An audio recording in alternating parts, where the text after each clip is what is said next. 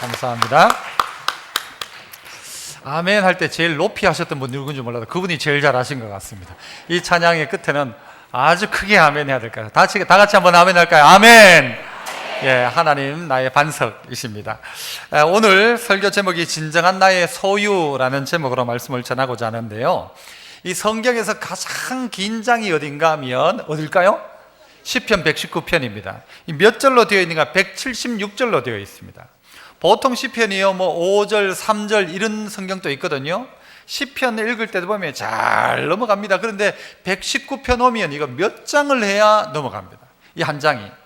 왜 176절인가 하면요, 이게 8절 곱하기 22연입니다. 매 연마다 8절 곱하기 20이니까 22 곱하기 8 하면은 이게 176절이죠. 이 왜 22연인가? 이 시편 119편은 그 히브리어 중에, 히브리어는 알파벳이 알렙, 베트, 낌멜, 달렛 이런 식으로 나아갑니다.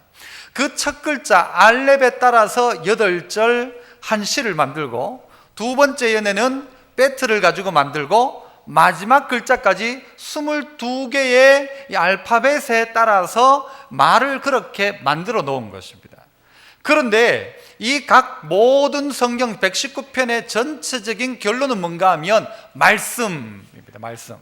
A로 시작해도 말씀, B로 시작해도 말씀, C로 시작해도 결론은 말씀이 결론인 내용이 시편 119편입니다.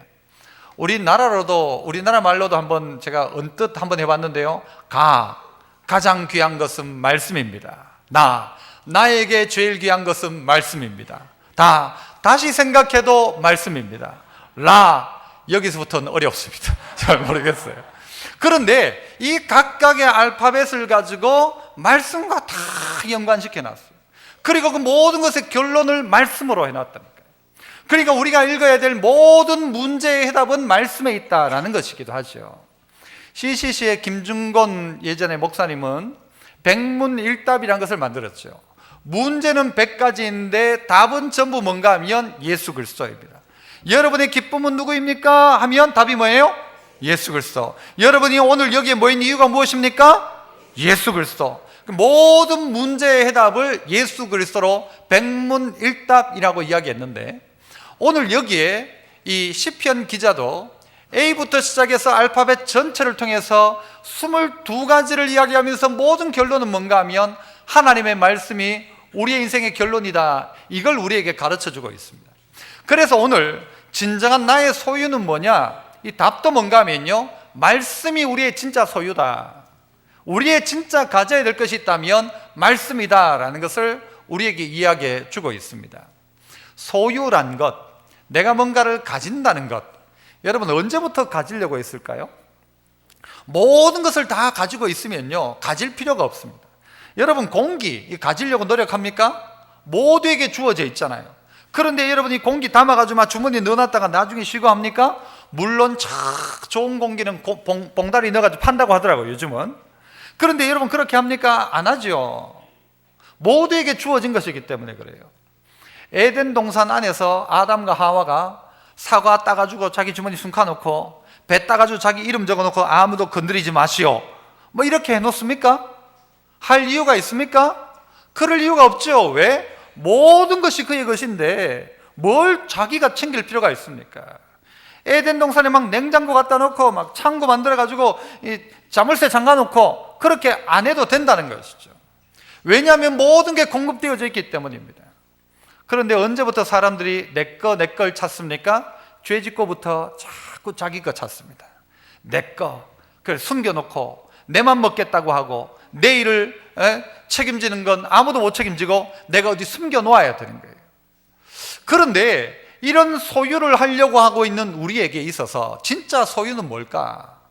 내가 가지고 있다는 것이 어떤 의미가 있을까? 흔히 우리가 그런 이야기 하지 않습니까? 우리 사람들이 다 땅에다 금 꺼놓고 살죠. 이거 내 땅, 네 땅. 그래가지고 자기 땅 아니면서도 자기 이름으로 등기를 다 해놔요. 이거 내 거. 그런데 그거 누구 겁니까? 하나님 거죠. 그래서 그거 어떻게 합니까? 들고 갑니까? 들고 가지 못합니다. 그 땅 누구 겁니까? 내 거 아니라는 것이죠. 아이들이 운동장에서 땅 따먹기 한다고 피 터지게 싸우다가도 어떻게 선생님이 종을 땡땡 치면 금고 놨던 내 땅이니 네 땅이니 하는 거 어떻게 하고요? 그대로 두고 교실로 들어가게 되어 있습니다.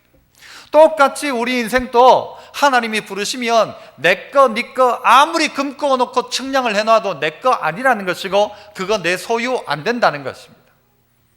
돈은 누구 겁니까? 여러분 은행에 돈 맡겨놓으면 그 돈 누구 겁니까? 내 겁니까? 은행 겁니까? 은행 거죠. 왜 은행 걸까요? 은행이 쓰니까 은행 거예요. 돈은 돈은 어떨 때 내게 되나요? 내가 쓰면 그건 내 겁니다. 안 쓰면 내 것 아닙니다. 오늘 우리에게 진짜 소유가 뭐냐? 내가 얼만큼 가지고 있는데 그거 가지고 갈 수 있으면 내 거라고 할 수 있어요. 영원히 내 거면 내 거일 수 있어요. 소유일 수 있어요. 하지만 세상의 모든 것은 끊어질 그날 온다는 것이고 내 거 아니라는 것이죠. 그때 저 하나님 앞에 설 때 가질 수 있는 내 최고의 소유가 있다면 뭘까? 내가 가져야 될, 진짜 가져야 될 게 있다면 뭘까? 그것 오늘 성경에서 한 3가지 정도 찾아봤으면 좋겠는데요. 그 첫 번째는요, 따라합시다. 소망을 가지게 한 말씀이 진정한 나의 소유입니다. 소망을 가지게 한 말씀, 소망 없던 나에게 소망이란 게 생기게 한 말씀, 꿈이 없던 나에게 꿈을 준 말씀, 빛이 보이지 않았는데 그 빛을 보게 한 말씀, 그것 있다면 그게 내 진정한 진짜 소유물이라는 것이죠. 49절에 주의 종에게 하신 말씀을 기억하소서. 주께서 내게 뭐를 가지게 하셨어요? 소망을 가지게 하셨나이다. 희망이 없었어요. 소망이 없었어요. 내 인생을 보면서 나도 깜깜해. 그런데 그랬던 나에게 던져진 말씀 하나가 내게 소망이 되었고, 그게 50절에 보면요, 그 말씀이 나를 살렸다고까지 이야기하고 있어요. 그 말씀 아니었으면 나도 이미 죽었다. 그 말씀이 나 살렸다.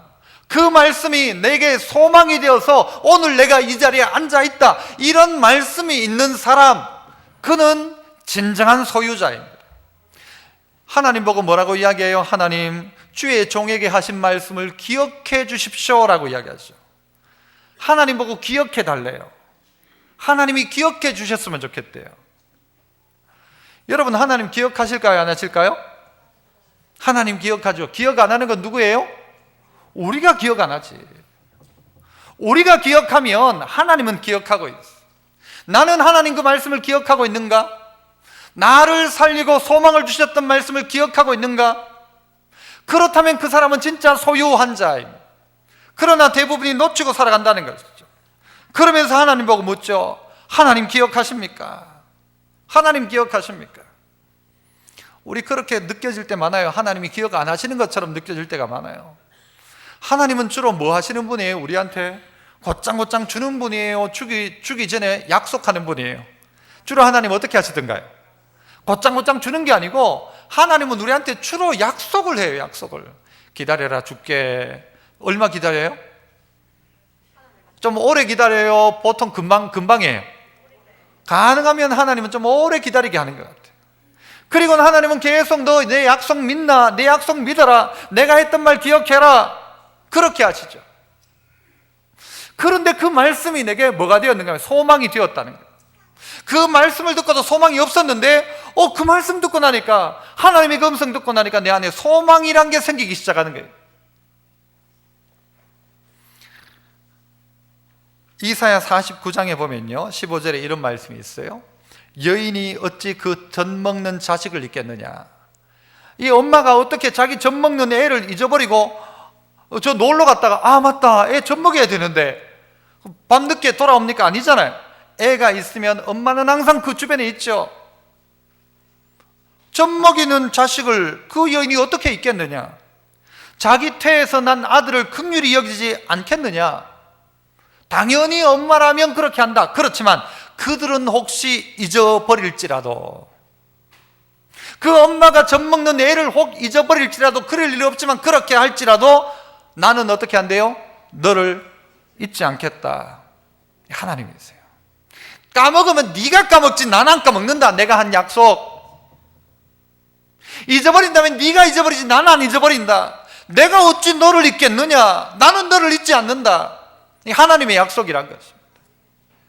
오늘 하나님이 우리에게 하신 말씀을, 약속을 기억하고 있다면, 하나님 보고 기억해달라고 말할 필요 없어요. 우리가 기억하고 있으면 오늘 우리에게는요 소망이 있고요, 우리의 소망은 바로 거기에 있는 것입니다. 하나님이 말씀하셨기에 소망이 있는 것이죠. 우리 스스로를 보면 소망할 게 없어요.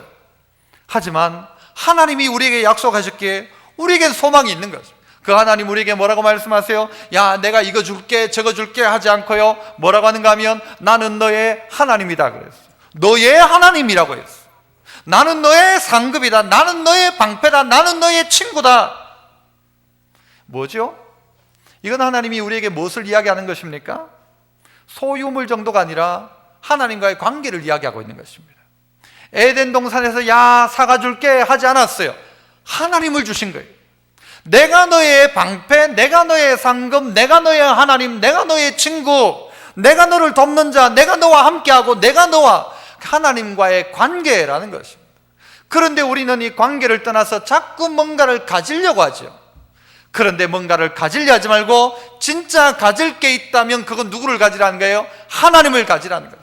하나님을 소유한 백성, 하나님의 나라된 백성, 그 백성은 하나님 책임져 주는 것이죠. 그래서 나는 하나님으로부터 위로를 받고 있는가? 지난 주간에 어떤 신방을 갔다가 어떤 한 분이 저보고 물었어요. 목사님, 지난번 저에게 오셔서, 저희 집에 오셔서 하셨던 말씀 있지요? 제가 알까요? 모를까요? 제가 여러분 집 가서 신방할 때 설교했던 내용을 제가 알까요? 모를까요? 모른다고 생각하세요? 정답이 몰라요. 제가 어떻게 다 알겠어요? 그런데 그분이 말을 꺼내는 거예요. 목사님, 지난번에 저희 집 오셔가지고 하셨던 그 말씀 기억한다는 거예요. 무슨 말씀인가? 저는 막 머리를 굴렸죠. 도대체 무슨 이야기를 했지? 내가 그때 거기 가서. 그렇게 묻지 마세요. 그죠? 목사한테 여러분 그렇게 묻지 마세요. 목사님 기억하시죠? 그때 하셨던 설교? 몰라요. 5주 전에 목사님 하셨던 설교 은혜 받았는데 그거 아시죠? 몰라요. 여러분이 알지. 여러분은 왜 알아요? 내게 주신 말씀을 받으니까 알죠. 그런데 그분이 무슨 이야기를 하는가 하면 살아라 하셨죠. 목사님 저보고 살아라.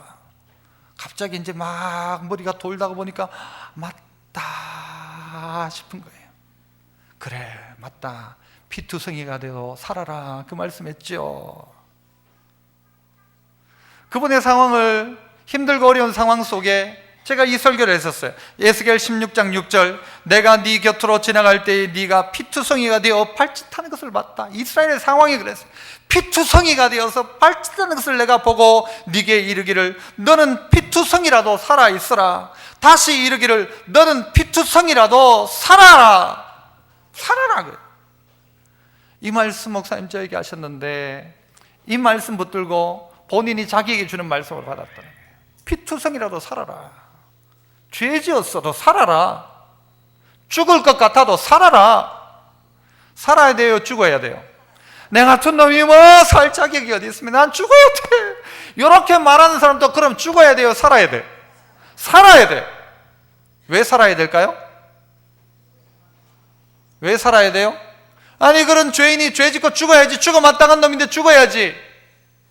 살아야 돼요. 왜 살아야 되죠? 이쪽이 좀 믿음이 좀 낮네. 이쪽이. 왜 살아야 돼요? 다시 물어봐요. 죽어야 돼요? 살아야 돼요? 살아야죠. 왜 살아야 돼요? 집사님이 이쪽에 삑 소리 나는 이게 이쪽 음향을 끄시는 게 안 좋겠나 싶은데 요거 빼고 다 끄는 게 좋겠네요. 예, 됐습니다. 왜 살아야 되는가 하면 살아야 회개도 하니까 살아요. 아무리 죄 지었어도 죄 지었다고 죽으면 끝나는 거예요. 살아남아 있어야 회개도 하고 살아남아 있어야 은혜도 임하고 살아 있어야 돼. 피투성이가 되어도 살아라. 너 살아라. 살아 있어야 은혜도 임하죠. 그래서 이 말씀을 자기에게 주는 말씀으로 받았다는 거예요. 살아라. 오늘 이 자리에 교회 오면서도 죽겠다. 인생이 왜 이래 힘든지 모르겠다 하시는 분 있습니까? 피투성이가 되어도 살아 있어야 돼요. 살아 있어야 돼요. 죽으면 안 된다는 거예요. 살아 있어라. 살아 있으면 살 날 온다. 살아 있어야 은혜가 임한다. 하나님의 약속이 분명하면 살아 있어야 돼요. 이긴 자가 살아남습니까?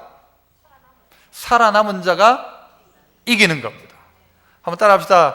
이긴 자가 살아남는 게 아니라 살아남은 자가 뭐한 자예요? 이긴 자예요. 살아남아야 돼요. 끝까지 살아남아서 회개하고 바꾸고 어떻게 해요? 소망 발견하란 말이에요. 소망. 살아남아서 내가 주의 말씀 듣고 소망을 발견하고 끝났다 죽었다가 아니라 하나님이 내게 소망 주셨다. 그래서 주님 그 말씀 기억하시죠? 살아남으라고 했던 말씀 저보고는 묻지 마세요. 목사님 기억하시죠? 하지 말고 하나님에게는 말씀하세요. 하나님 기억하시죠? 그 말씀, 저에게 하셨던 말씀, 저에게 소망이 되었던 말씀, 그 말씀 때문에 내가 살았습니다. 이 말씀 있는 사람, 그게 진정한 자기의 소유입니다. 나에게는 이 말씀이 있다. 나에게 이 말씀이 있다는 것이죠. 그래서 한번 따라합시다. 말씀을 내게 주시는 음성으로 들을 때 살아나는 역사가 일어납니다. 여러분 한번 해보세요. 시작. 그렇죠. 말씀이 내 말이라고 내게 주시는 말씀으로 들어야 돼요. 아무리 피투성이라도 살아라 암만 들어도 그게 남의 말이면 아닌데 어느 날 피투성인 나를 발견하고는 이게 내 말로 들려지는 거예요. 그러면 살아나는 역사가 일어난다는 것이죠. 두 번째는 또 한번 따라합시다. 나를 위로해 준 말씀이 진정한 나의 소유입니다. 나를 위로해 준 말씀. 같은 이야기일 거예요. 주님께서 내게 소망을 주셨는데 소망 주신 그 말씀이 나를 살리는데 어떻게 살리냐. 50절 보니까 이 말씀은 고난 중에 위로라. 고난받고 있는 중에 나의 위로라. 이 말씀이 나를 살렸다. 그래. 51절에 교만한 자들이 나를 심히 조롱하였어도 나는 주의 법을 떠나지 아니하였대. 왜? 그 말씀 때문에 살았는데 내가 왜 말씀을 떠나요? 52절 같이 읽습니다. 시작. 여호와여 스스로 뭐 했대요? 위로하였나이다. 내가 주의 옛 규례를 다 기억하고 주님 하신 말씀을 기억하고 스스로 위로했대요. 어떤 일이 있었는데도 교만한 자들이 나를 심히 조롱했는데도 불구하고 나는 주의 법을 지켰고 그 주의 법도를 기억하고는 나는 스스로 위로하였나이다. 오늘 이 예배당에 오면서도 여러분은 어떻게 해야 되는가 하면 스스로 위로해야 돼요. 이 스스로 위로를 요즘 말과 연결시켜서 이야기하면요, 셀프, 그죠? 셀프 공천, 셀프 후원 뭐 이런 말 많이 하잖아요. 셀프 위로예요. 셀프 위로. 자기가 자기 스스로를 위로하는 거예요. 자기가 자기 스스로를 위로해야 돼요.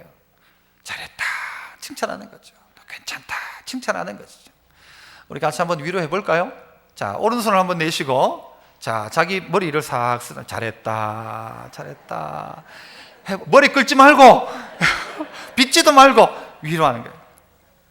그런데 이게요, 위로가 되더라고요. 교만한 자들이 나를 막 조롱하는데도 나는 주의 법을 떠나지 않고 그 자리를 지켰어요. 내 같으면 나 예수 안 믿는다 하는데도, 그런 소리를 듣는데도 그 자리에서 예수 믿고 있는 거예요. 내 같으면 막 그런 상황 교회 안 간다 하는데도 그 교회 예배 자리에 나와 있는 거예요. 남들이 나를 싫어하는 것 같은데도 나는 그 자리를 꼭 지키는 거예요. 그리고 그 자리에 와서 어떻게 해요? 잘했다, 너 잘했다, 너 그래도 너 오늘 잘한 거야, 너 오늘 비록 부부싸움 해도 예배 나온 건 잘한 거야, 잘했어, 이 자리에서 은혜 받고 가서 사과해, 너 잘못했다고 말해. 그러면 되는 거잖아요. 스스로 위로했다. 스스로 위로했다. 여러분, 하나님은 나를 위로하시는데 사실요, 이 위로가 위로로 다가오지 않을 때가 많아요. 말씀이 나의 위로가 되었다? 여러분 정말 그렇습니까? 말씀이 위로가 되기보다는요, 우리한테는 걸림이 될 때도 참 많은 것 같아요. 여러분, 성경은 누구를 위로한다고 이야기합니까? 애통하는 자는 복이 있나니 그들이 위로를 받는데요.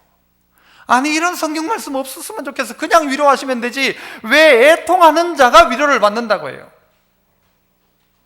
그런데 성경은 애통하는 자는 복이 있나니 그들이 위로를 받을 것이다. 누구에게 위로가 임하는가? 애통하는 자에게 위로가 임해요. 눈물 흘려 본 사람에게 위로가 있다.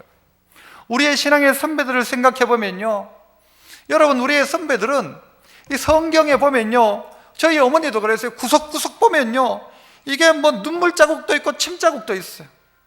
그러니까 눈물 흘려가지고 이게 퉁 부른 성경도 있지만요, 어떨 땐 성경에 엎드려 자다가 침 자국도 있고 그랬던 것 같아요. 그런데 믿음의 성도들은 그랬단 말이죠. 교회 가려고 하면, 기도회 간다고 하면 준비물이 있어요. 뭐 준비하고 갔어요? 손수건 가지고 갔어요. 다 손수건. 왜요? 눈물 흘릴 각오를 하고 가는 거예요. 기도에 간다 하면 울 각오를 하고 가는 거예요. 부흥에 간다 하면 울 각오를 하고 가요. 어떤 데 보면요, 두루마리 휴지를 가지고 가요. 가면서 울고. 그랬던 성도들에게 눈물이 사라졌어요. 눈물이 사라지고 나니까 성도들이 왜 눈물이 사라졌는가 보니까 너무 잘 살면서 눈물이 사라진 거예요. 이전의 성도들은 전부 기도 제목이에요. 자기 몸에 하나, 병 하나는 가지고 있고, 자식은 속 썩이고, 남편은 집 나갔고, 도박하고, 도박 안 하면 저 술주정뱅이로 돼 있고, 부모는 병들어 누워 있고, 먹을 것 없고, 애는 학교를 가야 되고, 젖먹이에는 울고. 그러니까 방법이 없죠. 안 하는 애들이 애 안고 업고 손에 잡고 교회 가가지고 울어요. 애가 놀다가 엄마 우는 걸 보고, 기도하는 걸 보고, 자다가 깨서 보니 엄마가 기도하고 있는 장면을 보고. 그게 우리의 신앙의 선배들이었죠. 그런데 어느 순간 이 교회 안에 눈물이 사라져요. 교회는 기쁜 곳이다 라고 이야기하는데, 그 기쁨, 그 위로는 어디서 오는가? 우는 자에게 주어지는 위로인데 우는 게 사라졌어. 눈물이 사라졌죠. 성경이 여러분에게 위로를 준다고요? 아니요. 성경은 여러분에게요, 꼼짝달싹 못하게 만들고 너무 힘들게 만드는 것 같아요. 어떨 때는 내 멋대로 하면 주먹 한 방 쓰면 되는데, 성경 읽는 순간 그렇게 못하게 하는 거예요. 내 마음 같으면 내 하던 대로 하면 되는데 성경이 내 하던 대로 못하게 만드는 거예요. 그러니까요, 이 성경 어떻게 해요? 여러분, 제가 예전에 성경이 바뀌었다고 했잖아요. 옛날 성경은 뭐가 바뀌었다고요? 예수님의 보혈 색깔 빨간 거 칠하다가 이제는 뭐예요? 금색 칠해놨어요. 그 어떤 분은 목사님 나는 은색인데요, 은색도 칠했어요. 바뀐 게 더 뭔지 아세요? 이 성경책이 자크가 달렸다는 거예요. 닫아놔요. 잠가놔요. 이렇게. 저도 보니까 성경책을요 열어놓지 않아요. 늘 잠가놔. 사투리네, 그죠? 잠궈놔요. 성경책을 잠궈놔요. 왜? 성경책 펴는 순간 골치 아파져요. 성경책을 펴서 읽는 순간 내 마음대로 못해요. 성경책만 안 봐도 그 인간 내가 가서 원수 갚는데, 성경은 원수 갚지 말라고 하니까, 성경은 원수 위에 기도하러 가니까 내게 위로가 아니라 나를 막 너무 힘들게 만들어요, 이 성경이. 그런데 어떻게 해요? 이 말씀이 나를 살렸기 때문에 말씀대로 살아보는 거예요.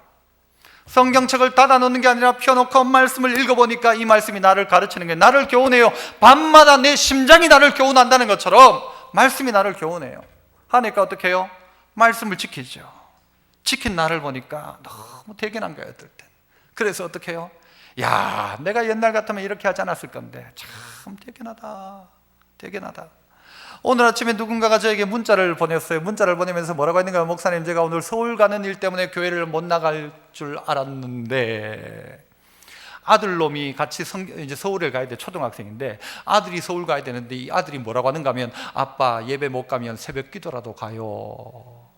그래가지고 그 아들하고 새벽 기도 온 장면을 사진을 찍어가지고, 그리고 또 서울 올라가는 기차 안에서 사진을 저한테 보내왔어요.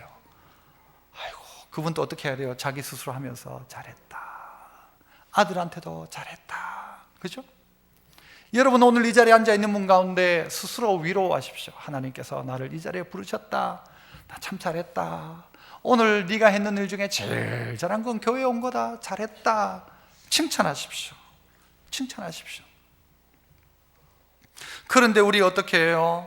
잘 칭찬하려고 하지 않습니다. 잘 또 위로하지도 않습니다. 전도서 4장 1절에 보니까요, 내가 다시 해 아래에 행하는 모든 학대를 살펴보았도다. 보라, 학대받는 자들의 눈물이 있더라. 고생하는 자들의 눈물이 있더라. 울고 있는 사람들이 있더라. 그런데 그들에게 위로자가 없도다 그랬어요. 그들에게 위로자가 없도다. 그들을 학대하는 자의 손에는 권세가 있는데 그 나쁜 놈들은 점점 세지는데 학대받는 하나님의 백성들에게는 위로자가 없더라. 위로자가 없더라. 위로하는 사람이 없더라는 거예요. 그런데 이사야 40장 1절에는 너희의 하나님이 이르시되 너희는 위로하라. 너희는 내 백성을 위로하라. 그렇게 하나님 말씀하세요. 하나님이 우리를 위로하기를 원하시는 거예요. 너 내 백성 위로해라. 그들에게는 위로자가 아무도 없다. 네가 가서 위로해라. 말씀으로 위로해 줘라라는 것이죠. 최근에 저는요, 그 노래 하나를 듣고는요 너무 감동이 되고 막 몇 번을 들었어요. 소향이라는 가수가 어느 TV 프로에 나와서 불렀던 노래인데 한숨이라는 노래예요. 그 가사가 이래요. 숨을 크게 쉬어봐요. 당신의 가슴 양쪽이 저리게 조금은 아파올 때까지. 숨을 더 뱉어봐요. 당신의 안에 남은 게 없다고 느껴질 때까지. 숨이 벅차올라도 괜찮아요. 아무도 그댈 탓하지 않아. 가끔은 실수해도 돼. 누구든 그랬으니까. 괜찮다는 말뿐인 위로지만 누군가의 한숨, 그 무거운 숨을 내가 어떻게 헤아릴 수 있을까요? 당신의 한숨, 그 깊이를 이해할 수는 없지만 괜찮아요. 내가 안아줄게요. 이 노래를 듣는데요, 얼마나 위로가 되는지. 당신의 한숨, 그 깊이를 나는 이해는 못하지만 괜찮아요. 내가 안아줄게요. 가끔은 실수해도 돼. 누구든 그랬으니까 실수해도 괜찮다는 거죠. 말뿐인 위로지만 당신의 한숨, 그 무거운 숨을 내가 어떻게 헤아릴 수는 없지만 내가 안아줄게요 하는데요, 와, 이게 감동도 되고 눈물이 막 찔끔 나는 것처럼요. 여러분은 보니 별 감동이 없는 것 같은데. 여러분, 노래 한 곡이 누군가를 위로할 수 있고요, 살릴 수도 있습니다. 누군가의 한숨 우리는 이해 못합니다. 하지만 내가 안아줄게요. 여러분, 그러면요 그에게 위로가 되는 것이죠. 위로라는 말을 조정민 목사님은 이렇게 이야기했어요. 위로란 힘내라고 말하는 게 아니라 힘들지라고 말하는 것이다. 뭐라고요? 힘들지 하는 거예요. 한번 해봐요. 힘들지. 힘들지라고 말하는 거죠. 힘내라고 말하는 게 아니라 힘들지라는 것. 여러분, 자녀에게 어떻게 해요? 힘내. 니만 공부하는 줄 아나? 힘내. 성적을 좀 한 90면 받아야죠. 방심하지 마. 딴 애들 지금 다 공부하고 있어. 옆집 애들 봤나? 정신 바짝 차리고 열심히 해. 잘하고 있어. 열심히 해. 그거 아니고 아이들이 뭐 할 때 가서요, 뭐라고요? 힘들지라고 말해요. 힘들지. 남편한테도 어떻게 해야 돼요? 여보, 힘들지라고 해야 되는데 이 일은 뭐 혼자만 하나? 남들은 더 고생한다. 부인 보고 밥 하는 거 힘들어하는 아내 보고 밥 안 하는 여자가 어디 있냐고.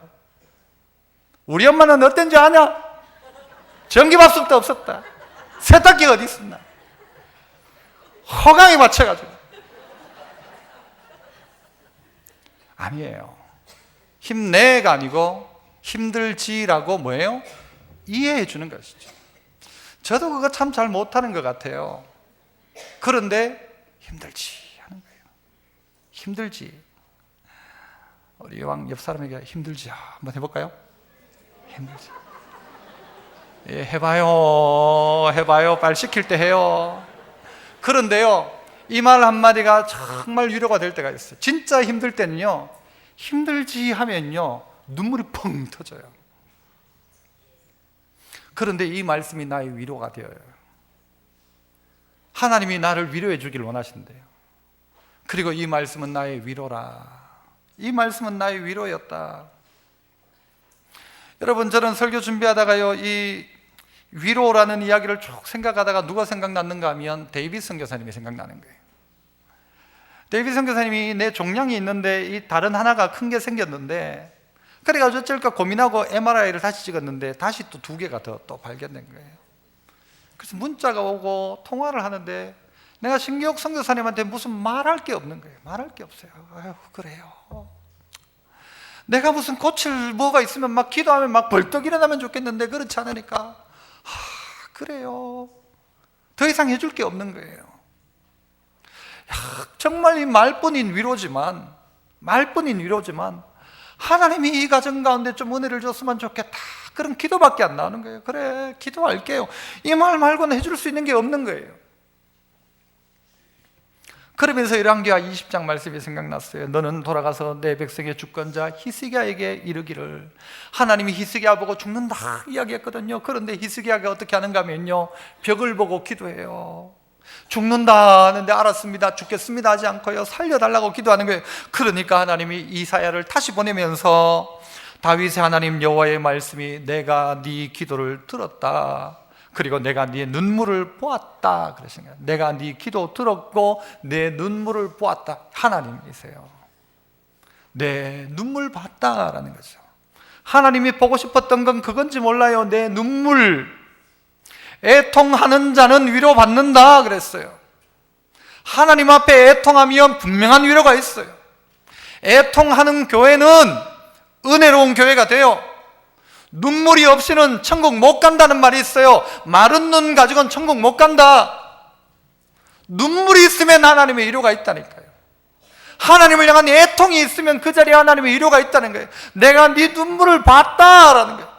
그래서 하나님 어떻게 해요? 너 3일 만에 성전에 올라갈 거다. 너 인생 15년을 연장해 줄 거다. 너 이기게 할 거다. 하나님의 약속이 그에게 임하는 거예요. 하나님의 위로를 기다리고 있는 믿음의 성도 여러분, 위로는 누구에게 있다고요? 애통하는 자는 위로받는다. 애통하는 자는 복이 있는데 위로받는다. 여러분, 그 위로 여러분 스스로도 위로해 주십시오. 스스로 위로하고 말씀 지킨 나보고 너 잘했다, 오늘 잘했다. 딴 사람보다 못했는지 몰라도 네 예전에 너보다가는 오늘 잘했다. 난 장로님 권사님보다 못할지 몰라도 1년 전에 너보다가는 오늘 잘했다. 그러면 칭찬해 주십시오. 그리고 하나님이 위로해 주시는 거예요. 그 위로를 받으십시오. 그리고 내가 네 눈물 봤다, 너의 애통함을 봤다. 주님의 이런 위로가 우리 모두에게 있었으면 좋겠어요. 성도들이 이런 위로를 받았으면, 예배 시간마다 이런 위로가 하나님 나에게 말씀하시는구나, 오늘 이 설교가 내보고 하시는 말씀이구나. 위로받을 자에게 그 위로가 임한다면 여러분, 하나님의 그 사랑이 더 크게 다가올 겁니다. 마지막 3번째는요, 따라합시다. 말씀을 지키는 것이 진정한 나의 소유입니다. 그렇죠. 말씀 지키는 게 소유래요. 다른 게 내 소유가 아니고 말씀 지킨 게 내 소유다. 집을 뭐 대단하게 지어서 그게 내 소유가 아니고 그건 내 거 아니라고요. 그죠? 내 거 아니에요. 내가 잘 지으면 누구 좋은 일이에요? 남 좋은 일 하는 거예요. 그게 남 사는 거예요. 내가 잘 해놓으면 그거 다음 세대가 하는 거죠. 내 거 아닌 것 같아요. 그런데 진짜 내 소유는 뭐냐? 내가 말씀 지킨 것. 내가 말씀 지킨 것. 언제 말씀 지키는가? 어떻게 말씀 지키는가? 53절 마지막에 맹렬한 분노에 사로잡혔대요. 악한 사람들 때문에. 그런데도 54절, 내가 나그네 된 집에서 주의 율례들이 나의 뭐가 되었대요? 노래가 되었다. 어떻게 하면 노래가 됩니까? 그걸 계속 생각하면 그게 노래가 되죠. 계속 반복하면 노래가 되죠. 내가 자꾸 부르고 싶은 내용, 그게 노래가 되는 것 아닙니까? 그래서 군인들은 뭘 불러요? 사나이로 태어나서 할 일도 많다만 너와 나 나라 지키는 영광의 사도. 이거 왜 부르죠? 그렇게 살라고 부르는 거예요. 그렇게 할 일을 자기가 놀상히 노래하는 거예요. 왜 남자들만 이런 노래가 있는지 몰라요. 나는 막 여자로 태어나서 할 일도 많지만 밥하고 이것도 사명으로 알아야 되죠. 그렇죠? 그 노래한다는 건요, 이걸 내가 해야 될 일을 노래하는 거고요, 내가 힘이 드니까 이 노래로 만들어서 노래하는 거고요. 그래서 노동요도 있잖아요. 그런데 이 얘기는 노래가 되었대요. 나는 말씀 지키리라, 나는 말씀대로 살리라. 이게 내 노래가 되었대요. 늘상이 우리의 고백이 되었단 말이죠. 또 55절에는 여호와여 내가 밤에 주의 이름을 기억하고 주의 법을 지켰나이다. 언제요? 밤에. 여러분, 밤이 좋습니까? 낮이 좋습니까? 여러분, 밤이 좋아요? 낮이 좋아요? 대답을 잘 못하잖아요, 그죠? 밤 문화가 좋아요? 낮 문화가 좋아요? 밤 문화가 좋아요? 밤 문화가 어떤 문화입니까? 죄와 타락, 여러분 그런 문화 아닌가요? 밤은 성경이 우리에게 너희는 어둠 가운데 거하라 이런 말이 있습니까? 너희는 빛 가운데 거하라. 너는 빛의 자녀다. 어떤 생활이에요? 낮에 행하는 것처럼 단정하게 행하라 그러죠. 밤에는 술 취함과 방탕이 있어요. 유혹이 있어요. 그런데 그 밤에 어떻게 해요? 뭐를 기억했대요? 누군가가 유혹하는 그 밤에 주님을 기억하는 거예요. 어떤 죄질 상황 속에 주님의 이름을 기억하는 거예요. 그리고 주의 법을 지켰대요. 대한민국 법 정도가 아니라 주의 법을 지켰다. 밤에 뭐예요? 아무도 보지 않을 때에 나는 주님을 기억하고 주의 법을 지켰다. 그것이 나의 노래가 되었고 그것이 나의 삶이 되었어. 그러니까 어떻게 해요? 56절 내 소유는 이것이니 그러죠. 내 소유는 이것이니. 이 내 소유는 이것이니 이 구절을 영어 성경에는 어떻게 표현하고 있는가 하면요, This has been my practice라고 했어요. 이것은 나의 practice다 그래요. practice. 내 소유다고 했는데 우리나라 성경은, 영어 성경은 practice라고 해요. practice가 뭐예요?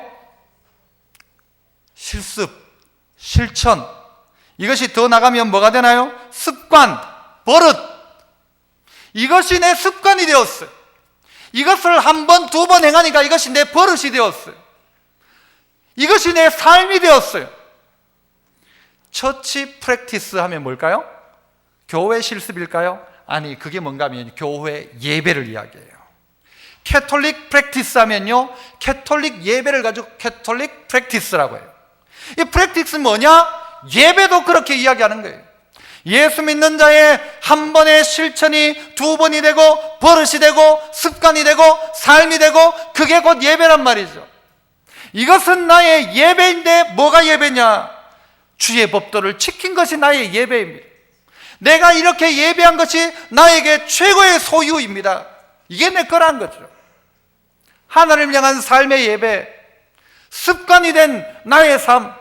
그래서 어떤 일만 생겼다 하면 뭐가 생각나요? 말씀이 생각나고, 문제가 있으면 말씀 앞에 나가고, 이게 버릇처럼 된 거예요. 습관처럼 된 거예요. 그러니까 이게 진짜 내 것이 되었다는 것이죠. 여러분은 뭐가 여러분의 소유입니까? 무슨 소유를 가장 기쁘게 여기고 살아갑니까?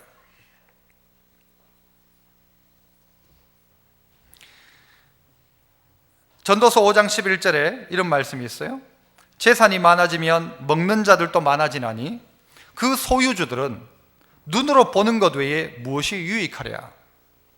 부자를 보니까 쭉 살펴봤어요. 재산이 점점 많아지고 나니까 먹는 자들도 많아지는 거예요. 소유주들은 결국은요, 그 많은 것 가지고 뭐만 하는가 하면 보기만 하는 거예요. 부자가 많이 먹습니까? 가난한 자가 많이 먹습니까? 누가 더 많이 먹어요? 부자가 더 많이 먹어요? 가난한 자가 많이 먹어요? 요즘은요, 없는 사람이 더 많이 먹어요.